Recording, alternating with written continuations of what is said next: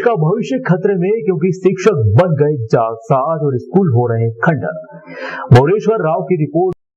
देश का भविष्य खतरे में दिखाई दे रहा है क्योंकि भविष्य की नींव को मजबूत करने वाले कुछ शिक्षक सरकार से हजारों रुपए का वेतन प्राप्त करने के लिए जालसाजी भी कर रहे हैं। उज्जैन जिले के कई स्कूलों के भवन खंडर नुमा हो चुके हैं। ये सरकारी स्कूलों व शिक्षकों की भ्रष्ट शिक्षा नीति के कारण लोग अपने बच्चों को महंगी फीस देकर प्राइवेट स्कूलों में पढ़ाने को मजबूर है। सरकारी स्कूल व शिक्षकों की कारगुजारी का पहला मामला सामने है। उज्जैन की घटिया तहसील के निपानिया गोयल ग्राम पंचायत में स्थित ग्राम पारदीखेड़ा में शासकीय प्राथमिक विद्यालय पारदीखेड़ा में शिक्षिका राधा चौहान एवं महजबी जेदी महीने में 1-2 बार स्कूल जाती हैं। ग्रामीणों ने खुद बताया कि शिक्षिकाएं कभी कभी आती हैं। स्कूल अतिथि शिक्षकों के भरोसे रहता है। अतिथि शिक्षक भी बच्चों को मध्याह्न भोजन कराने के बाद स्कूल बंद कर घर चले जाते हैं। स्कूल का भवन खंडर हो चुका है। पीछे से दीवार टूटी हुई है। रात्रि में क्लासरूम में शराबखोरी तक होती है। टॉयलेट टूट चुके हैं। कई महीनों से ऐसे ही पड़े हैं। शिक्षिकाएं स्कूल से अनुपस्थित रहती हैं। पूरी सेटिंग से जब हमारे रिपोर्टर शुक्रवार दोपहर 2:30 बजे स्कूल पहुंचे तो यहाँ कोई भी नहीं था। आसपास के लोगों से बात करने पर शिक्षिकाओं की सच्चाई सामने आई। दीवार पर अंकित शिक्षिकाओं से बात की तो उन्होंने फोन नहीं उठाया, लेकिन कुछ ही देर में उन्हें जानकारी मिल गई कि मीडिया स्कूल पहुंची है। इसके बाद हमारे रिपोर्टर के पास खबर रुकवाने के लिए कई बड़े नेताओं के फोन भी आने लगे। कितने बच्चे स्कूल जाते हैं? एक ही जाता है। कौन से स्कूल में?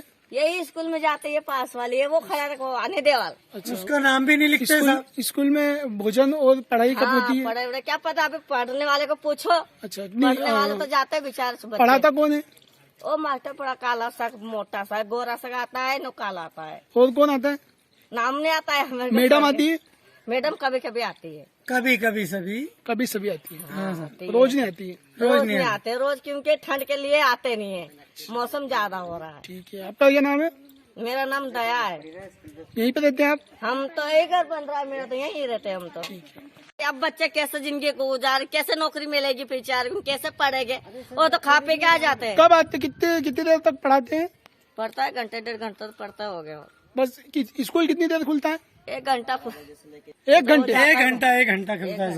1 घंटा खुलता है, बाकी चले जाते हैं। कोई फोन भी नहीं देखा मैंने तो कभी। कौन आता है यहाँ पे स्कूल? कोई नहीं देखा था। मास्टर आते हैं 2। कौन? एक तो वो काला सा रहता है, उसके पास वो स्प्लेंडर जैसी की गाड़ी है, ऋतुराज। और वो आता है, और एक दूसरा आता है उज्जैन से बेचारा। मास्टर नहीं, टीचर आती है सोमे सक्की। वो कल वो बोलते हैं कि बच्चे आ गए हैं, इसके लिए खाना खिलाने के लिए आते हैं। टीचर कब आती है?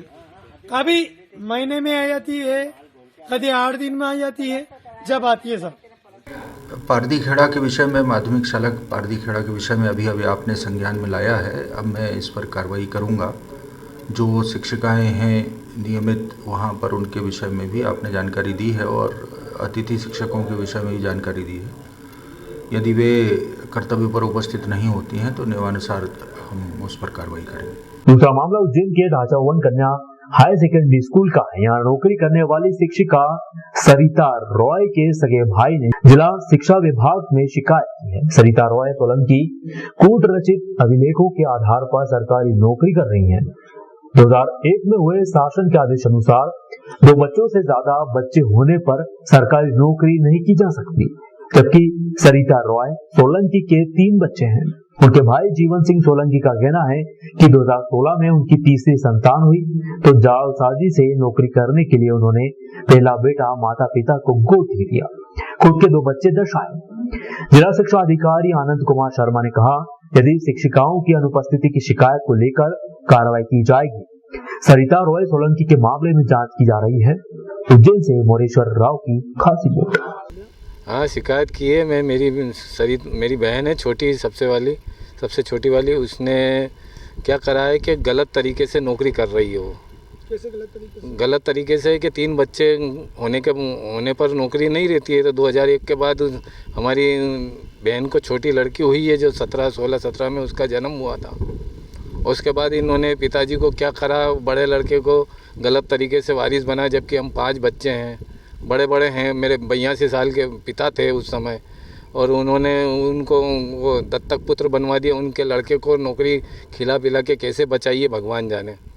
तो इसीलिए मेरे को शिकायत करी, क्योंकि ये मेरे बहुत परेशान कर रही है। मेरे घर का सारा सामान भर के ले गई है, जितना भी सामान था गाड़ी लेके आई, fridge, cooler, washing machine, heater, gas चूल्हा, गैस, पलंग वगैरह सब सारी चीज़ें, और सोने की जो रकमें थी पेटी खोल के सारे कागज़ थे, मकान के कागज़ वगैरह सब भर के ले गई।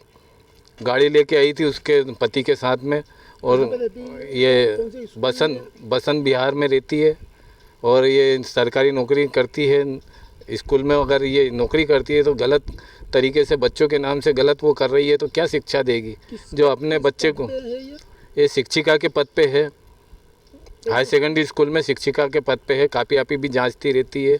अब हमको इतना ही मालूम है, पूरा तो डिटेल इसका। मेरा नाम जीवन भाई सोलंकी है, मैं उसका सबसे बड़ा भाई हूँ।